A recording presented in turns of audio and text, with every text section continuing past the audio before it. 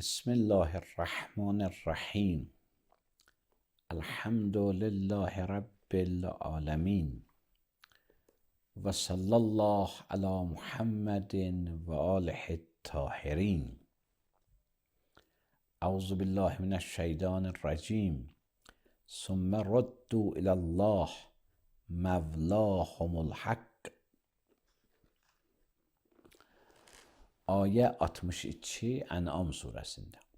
Geçmiş ayədə Allah-u Teala buyurdu ki, onun ihatəsi var tamamı məxluqlara, bəndələrə.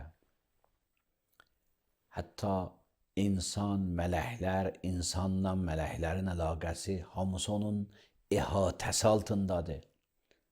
Çünki buyurdu, Huvel qahiru fawqa ibadih. O Allah ihatəlidir tamamı bəndələrinin üzərində. Yəni, həm insana ihatəsi var, həm mələklərə ihatəsi var, həm insanla mələklərin əlaqəsinə ihatəsi var. Tamamı bu sistemi ki, aləmdə var, o sistem asılı Allahın ihatəsindədir. Geçmiş ayədə bir nüktə qaldı. O da bu ki, buyurdu, Allah-u Teala vaxti sizin ölüm vaxtınız yetişdi, canınızı alar, təhvil alar. Təvəffa sözü, vəfat sözü, fot sözü ilə fərqi var. Düzdür, biz öz dilimizdə bəzən ikisini bir mənada işlədərik. Filan kəs fot elə oldu, ya vəfat elədi. Amma ayrı-ayrı sözlərdir. Vəfat, yəni tam təhvil almaq. Fot, yəni həlak, aradan getdi. O iki ölüm məsələsində Quran işlədibdir, fot deyil, vəfatdır. Quran istəyirsin ki, insan ölümlə aradan getmir, həlak olmur. Bu iki biz bəzən deyirik, neçə nəfər həlak oldu, neçə nəfər aradan getdi. Bu məcazi termindir. O iki incə və dəqiq termindir, bu da ki, deyək, dünyasını dəyişdi. O iki bundan incə və dəqiqdir, deyək, təhvil alındı. Allah-u Teala insanın təhvil aldı. Mələklər insanı təhvil aldı. Quran bu termindən işlədibdir. Yətəvəffakum mələkul maut. Allahu yətəvəfful ənfus. Allah təhvil alır canları. Mələkul maut, Əzrail təhvil alır. Rusuluna, geçmiş ayədə vurdu, bizim göndərilmişlərimiz, bizim mələklərimiz, ölüm mələkləri təhvil alır. Təhvil alma sözü neçə dana dərin nüktəsi vardır. Birinci nüktəsi budur ki, əvvələn insan aradan getmir, həlak olmur. Fot baş vermir, vəfat baş verir. İnsan dünyasını dəyişir. Qur'anın və dinin əsas sözlərindən biri budur ki, bu aləm şuurlu yaranıb. Şansla, təsadüflə yaranmayıbdır. Bir şuurlu, müdrik və hikmətli varlığın tərəfindən bu aləm yaranılıbdır. Pəs xilqətdir, yaranılıbdır, təbiətdəyi bir şuurlu və hikmət əsasında yaranıb. İki, insana da nisbət söz budur ki, insan əbədi varlıqdır. İnsan ölümlə qutulmur. Ölüm taza dünya dəyişməkdir, köçməkdir. Quran bu kəlməni yətəvəffa, yəni sizi təhvil alır. Can verəndə sizi təhvil alır. Əlbəttə, yuxuda da bu söz işlədir. Deyir, istəyirsiniz, biləsiniz, yuxuda da sizi təhvil alır. Amma üçün ölümümüz hələ yetişməyib, əcəlimiz yetişməyibdir, tazadan əlaqəsini o cisminlə, bədənlə bərpa edirik, cinə oyanır, cinə biraz yaşayır, ta o vaxta qədər ki, əcəl yetişə, o əcəl-i müsəmma, o əcəl ki, daha azalmaz, çoxalmaz yetişə, qəti əcəl yetişə, onda daha ruh təhvil alınır da qeytərilmir. Pəs birinci nüktə budur ki, vəfatdır. İnsan dünya dəyişir, təhvil verir, aradan getmir, həlak olmur. İkinci nüktə ki, ondan da incədir, o da budur ki, insanın bir cismi var, bir bədəni var, bir ruhu var. Təhvil alınır, vəfat sözü tam təhvil almağa deyərlər. Elə bilirsən birinə borçlusan, tam borcun versən deyərlər vəfa elədi. Vəfa deyn. Yəni borcun ödədi tam. Yarısını versən deməzlər vəfa deyn. Borcun vəfa elədi.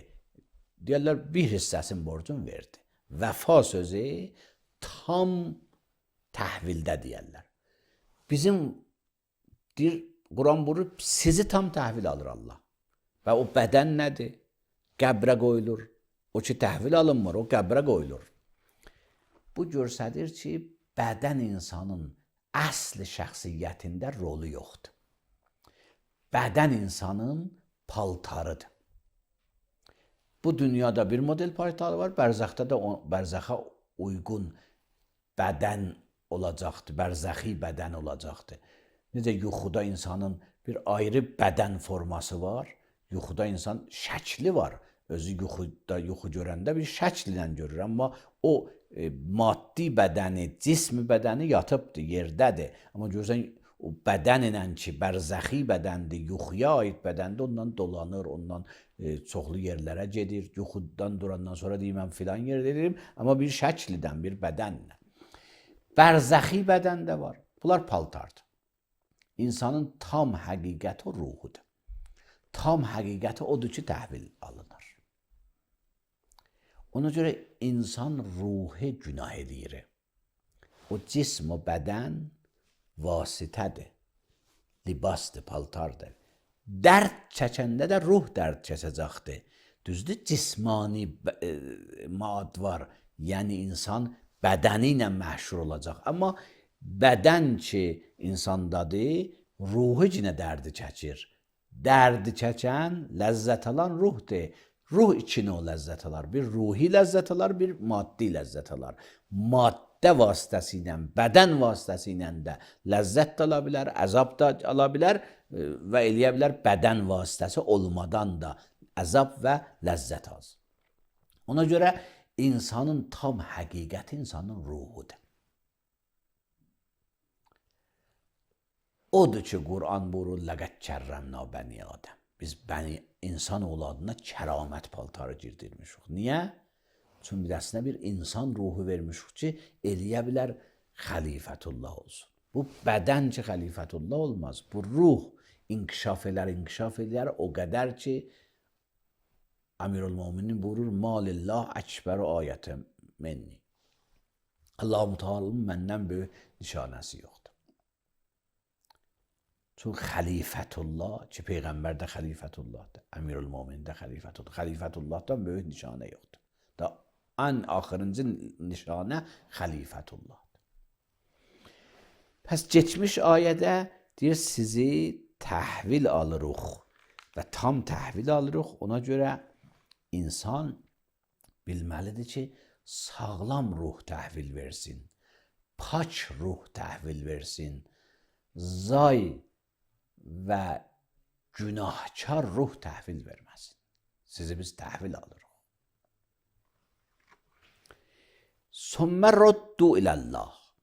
Hamız qeytəriləcəksiniz Allaha tərəf. Tamam insanlar Allaha tərəf qeytəriləcəklər. Amma o ruhi ki təkdəyi ayrı insanlara nisbət təkdir. Amma ruh bir karivanla Allaha tərəf qeytəriləcəkdir.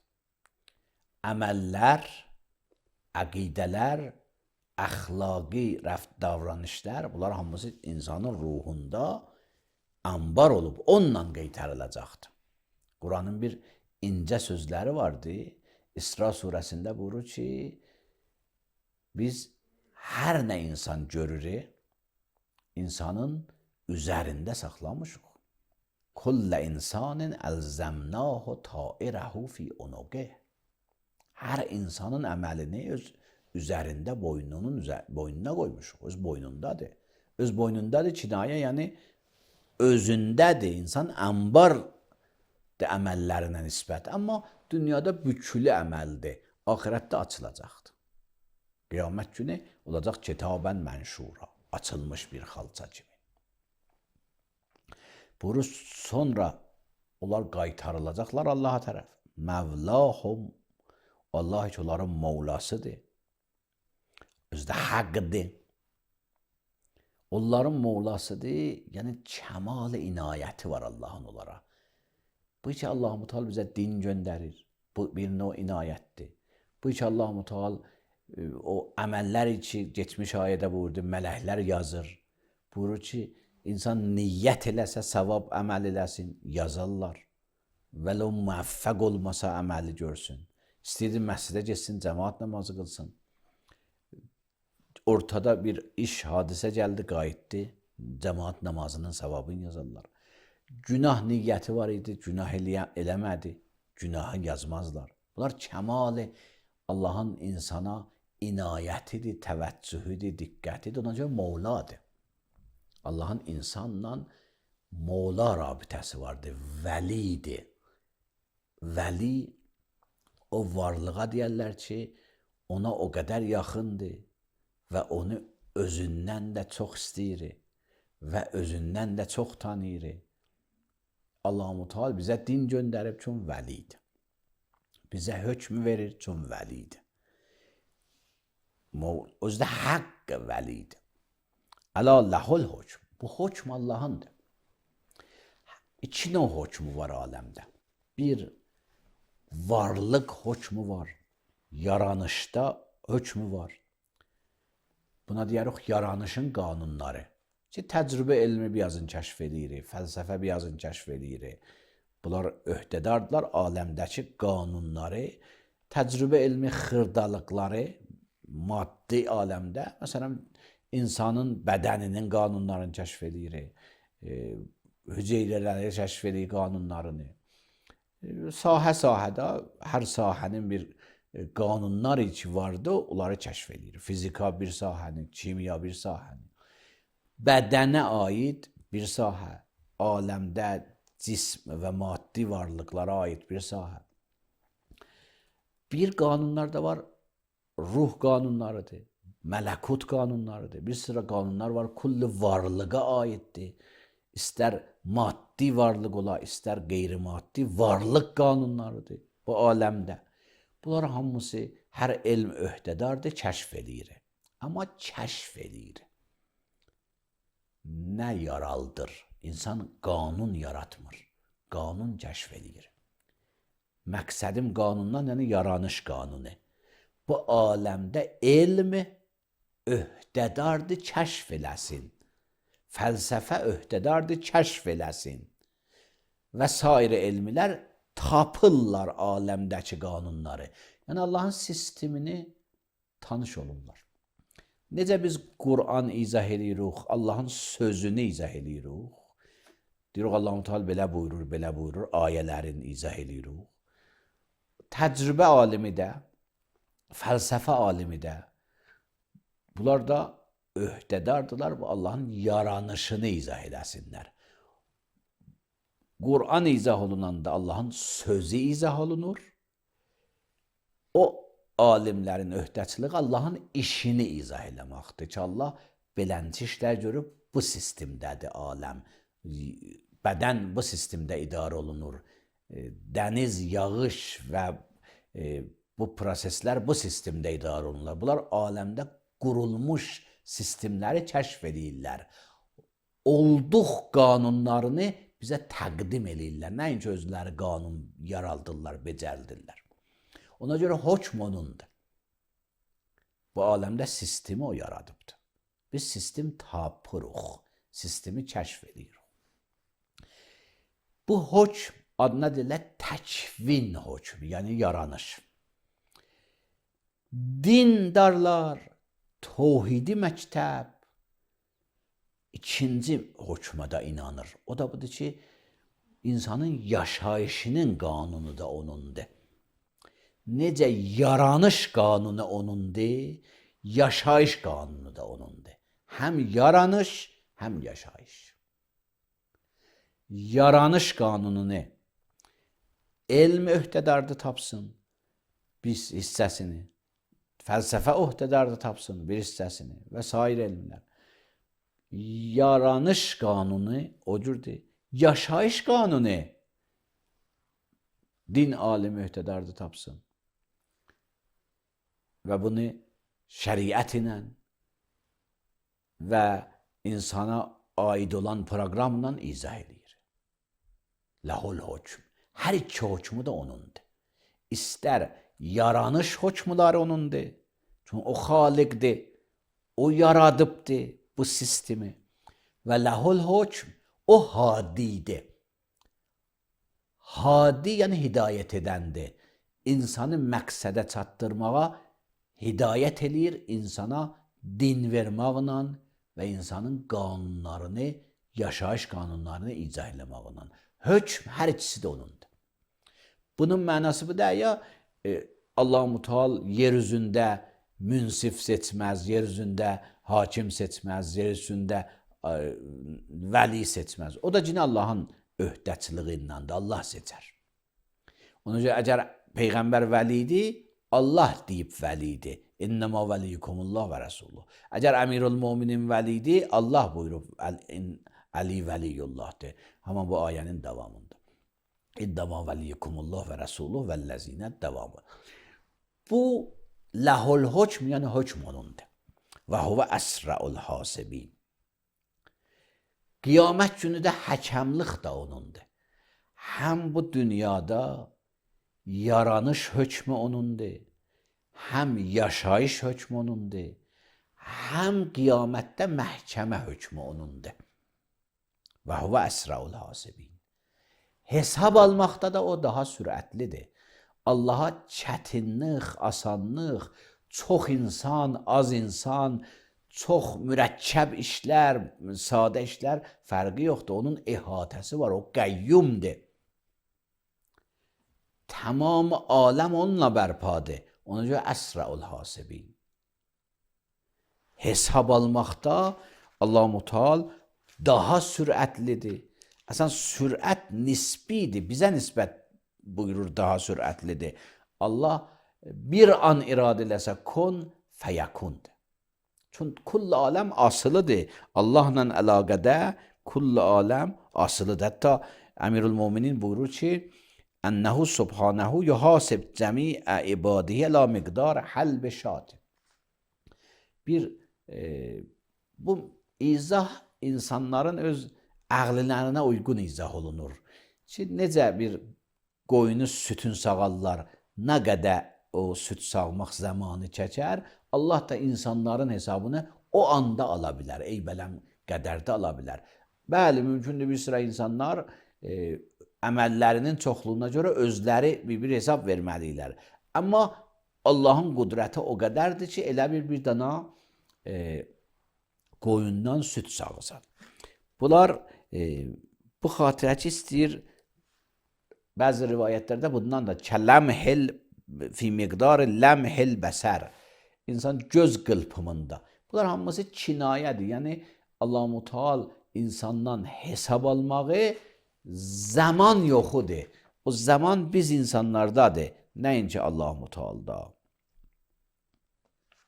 Əmirul Möminindən soruşurlar ki, Allah nə cür hesab eləyir xalqıdan? Eyni halda ki, xalq onu görmür. Allah cismi deyil, maddə deyil. Buyurur, kəma yərzuquhum və la yərəvnəh. Necə ki, Allah ruzu verir, onlar görmürlər Allahı. Hesab da Allahın öcürdür. Allah-u Teala sistemi ki qurubdur. O sistemdə ruzu insana yetişir. Elə o sistemin bir cəhəti də məhkəmədə hesab almaq və hökm almaqdır. Bəs hökm Allahındır. Həm yaranışda, hökm Allahındır, həm yaşayışda, hökm Allahındır, həm hesab verməkdir. İnsan Allahı belə tanısa, daha bilər ki, tamam işlər Allahla idarə olunur. Vaxtı tamam işlər Allahla idarə olunur, Allahı unutmaz həyatında.